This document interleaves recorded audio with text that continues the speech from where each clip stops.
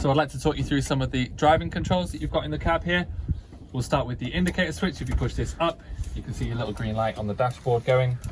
Switch it to the left, and then you've got your left-hand indicator going, of course. Hazard switch here as well. Pull it out once. All the lights will tell you you're hazarding. Headlights. If you were to pull it out once, you've got your what we call driving lights, very low dim beams. Pull it out once more, and then you've got your nighttime driving lights, and that'll light the road a bit better. For your full beams, you'll want to pull this lever up towards you, and you can see by the blue light on the dashboard that you've got your full beams going. Pull it towards you once more, and then it'll go off.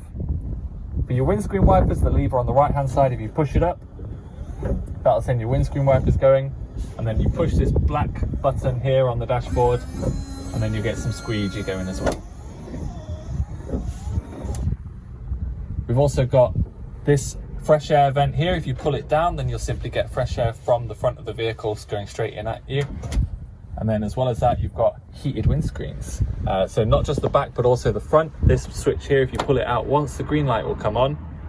And it's really, really useful for defogging, de-icing, any kind of horrible British weather that you might come across. This switch will help you with a lot of that. We've also got a radio here that's Bluetooth enabled, USB, aux cable. There's a user manual for that in the glove box, as well as a first aid kit and any other gubbins. Feel free to make use of anything that's in here because it's all here for you, the hirer.